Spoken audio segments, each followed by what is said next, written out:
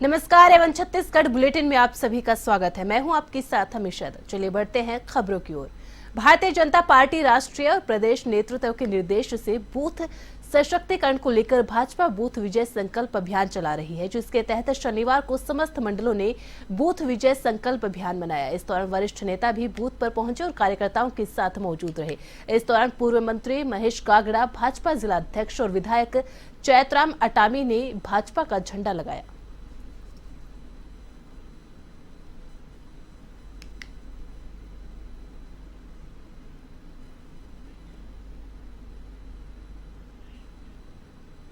आगामी लोकसभा चुनाव को लेकर अब बालोद जिले में सरगर्मियां तेज हो गई है। वहीं इस चुनाव के लिए जिले में ज्यादा से ज्यादा मतदाता अपने मत का प्रयोग करें, इसके लिए मतदाता जागरूकता अभियान भी जिला निर्वाचन की ओर से जोरों शोरों से चलाया जा रहा है। इस अभियान के तहत लोगों को अलग अलग अंदाज में जागरूक करने का प्रयास भी किया जा रहा है। कभी स्वीप कार्यक्रम के जरिए होली खेलकर तो कभी क्रिकेट खेलकर मतदाताओं को जागरूक किया जा रहा है। वहीं ग्रीन कमांडो के नाम से मशहूर और लोकसभा चुनाव के ब्रांड एम्बेसडर वीरेंद्र सिंह अपने हाथों में तख्ती लिए लोगों को लोकसभा चुनाव में मतदान करने के लिए प्रेरित कर रहे हैं।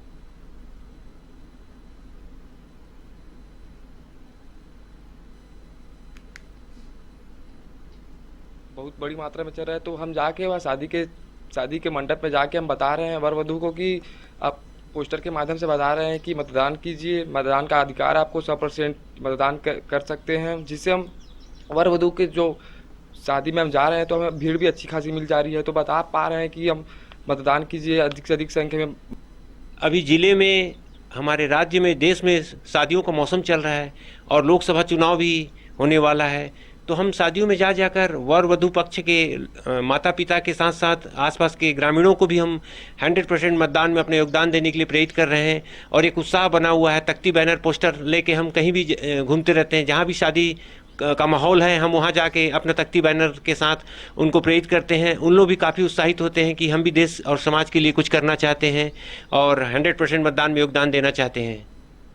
एक बार फिर नक्सलियों ने आधी रात तांडव किया। नक्सलियों ने उत्पात मचाते हुए आमदई माइंस के लोहा से भरी 4 ट्रकों को आग लगा दिया। छोटे डोंगर थाना से महज 500 मीटर दूरी पर नक्सलियों ने घटना को अंजाम दिया। 25 से 35 की संख्या में नक्सली पहुंचे थे।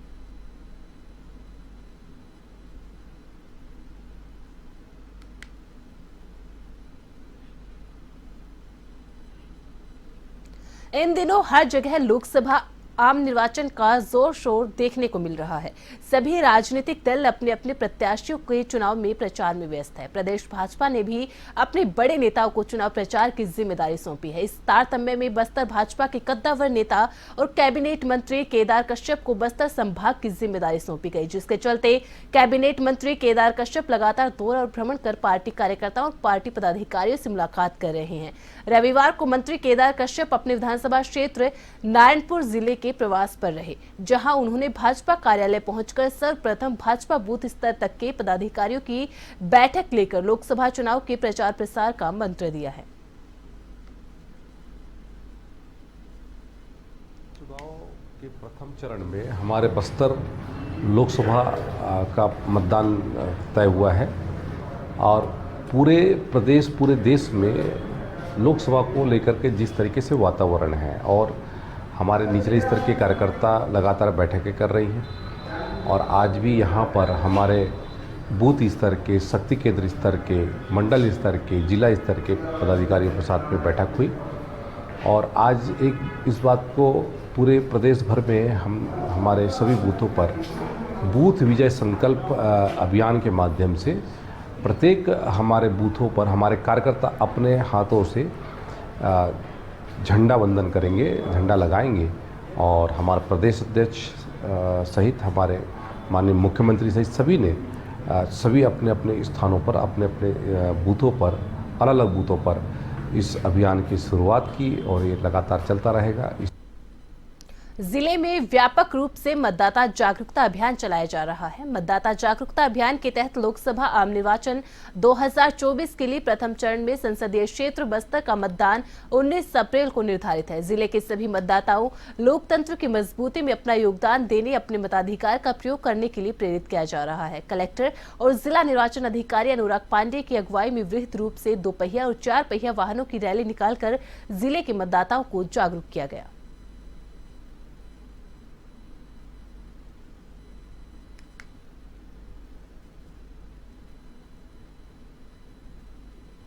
अभी तक कम रहा है, उसे बढ़ाना है। इसके लिए आज जो है हमने जो व्यवस्था की थी, आज करीब 100 पुलिस के मोटरसाइकिल और करीब 150-200 जवान, स्कूटी में महिला कर्मचारी, ट्रैफिक के कांस्टेबल्स और ज़िले के करीब 70-75 जो है वाहन, शासकीय वाहन और करीब 10-20 निजी वाहन, इस तरीके से करीब 400 से 450 के बीच लोगों ने एक रैली निकाली और मतदान के लिए लोगों को जागरूक किया है।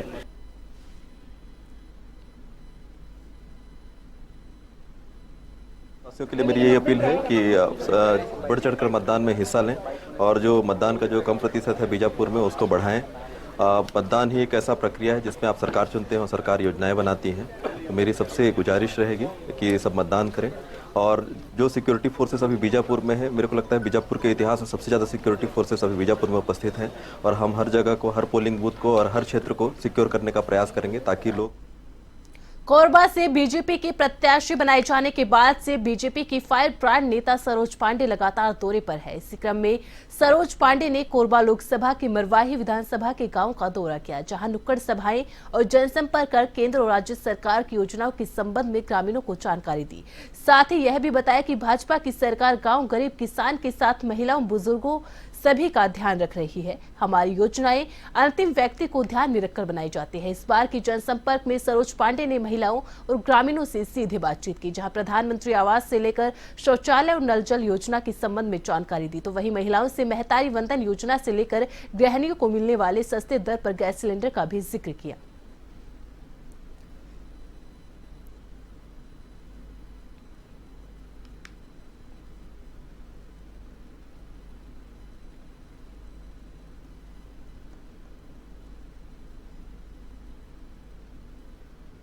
महंत परिवार ने पिछले कई वर्षों में क्षेत्र में कोई विकास नहीं किया, भ्रष्टाचार भरपूर हुआ।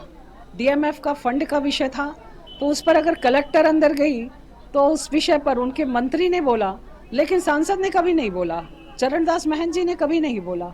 चरणदास महंत जी विधानसभा के अध्यक्ष थे, कांग्रेस की सरकार थी, कांग्रेस के मुख्यमंत्री थे।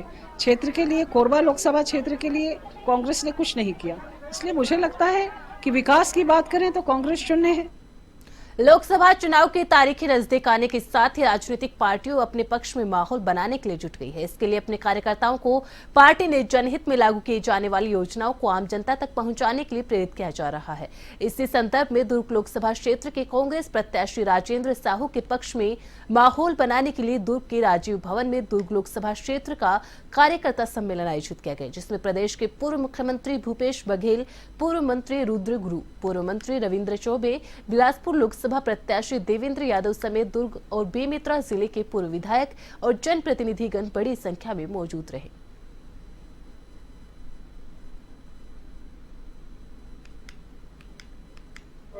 आंकड़े में थोड़ी गलत बनी हुई, वो 384 नोटा सहित है। जो निर्वाचन आयोग का जो वेबसाइट है उसमें आप देखेंगे कि नोटा सहित 384 यदि प्रत्याशी खड़े रहते हैं तो फिर ईवीएम से चुनाव नहीं कराया जाएगा।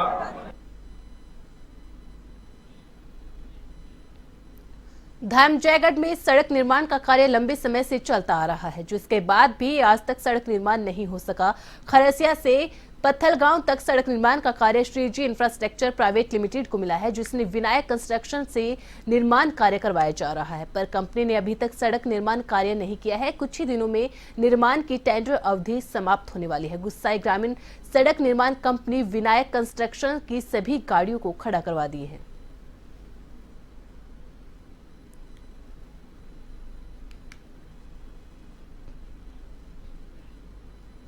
आगामी लोकसभा चुनाव के लिए दोनों ही दलों ने तैयारियां शुरू कर दी है, जिसमें दुर्ग लोकसभा से भाजपा प्रत्याशी विजय बघेल के समर्थन में रविवार को छत्तीसगढ़ प्रदेश स्तरीय रसोइया संघ की महिलाओं ने भाजपा की विचारधारा से प्रेरित होकर भाजपा कार्यकर्ता जयप्रकाश यादव के प्रोत्साहन से सांसद निवास पहुंचकर सांसद विजय बघेल को समर्थन दिया।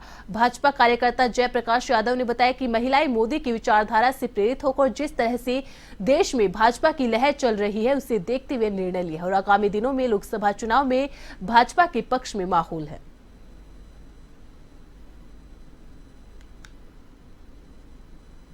रसोइया संगठन पूरे छत्तीसगढ़ में है और जिसमें से दुर्ग लोकसभा क्षेत्र में करीब 25 से 30 हज़ार की संख्या है और रसोइया माताओं ने आज समर्थन किया है दुर्ग सांसद माननीय विजय बघेल जी जो भाजपा के प्रत्याशी हैं उनको उनके कार्यशैली से प्रभावित होकर और देश के प्रधानमंत्री माननीय नरेंद्र मोदी जी के कार्यशैली से प्रभावित होकर के आज समर्थन किया है। और ये हम सब भाजपा कार्यकर्ताओं के लिए हर्ष का विषय है कि जो लीड है सांसद के चुनाव में परिणाम में वो लीड में बढ़ोतरी के लिए ये एक बहुत कारगर कदम होगा। और कितने लोग हैं और कहाँ से आए? हम लोग, मैं भिलाई से हूँ और हम लोग 10,000 करीब हैं हमारे रसोइया। अभी तो हम लोग 15 लोग ही आए हैं, सवेरे का समय था इस कारण, और जयप्रकाश भैया हैं उसके थ्रू ही हम लोग आए हैं। बलरामपुर जिले के कोतवाली थाना अंतर्गत मरियम पारा में हुए हत्या के मामले में मृतक के भाई के आवेदन के बाद एक नया मोड़ सामने आ गया है, जहां मृतक की बहन ने रविवार को फिर से बलरामपुर पुलिस अधीक्षक के पास मामले में दोबारा जांच कराने की मांग की है।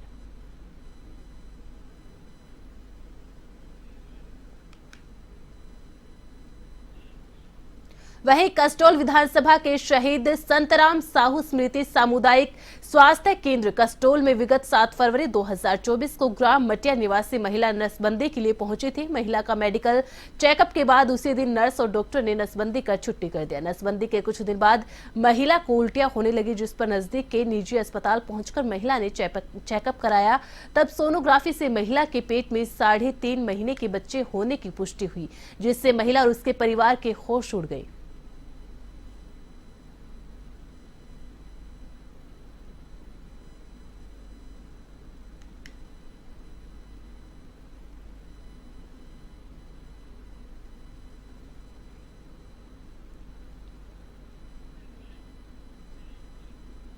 लोकसभा चुनाव का रण सच कर तैयार हो चुका है। योद्धा भी अपने चुनावी रंग में रंग चुके हैं। ऐसे में कांग्रेस के प्रत्याशी डॉक्टर मेनका देवी सिंह ने कार्यकर्ताओं को रिचार्ज करने की कवायद शुरू कर दी है, जिससे रविवार को मेनका देवी सिंह ने गिरिविलास पैलेस में प्रेस वार्ता रखी, जिसमें भाजपा को घेरते हुए कहा कि रायगढ़ लोकसभा सीट 25 साल से भाजपा के कब्जे में है।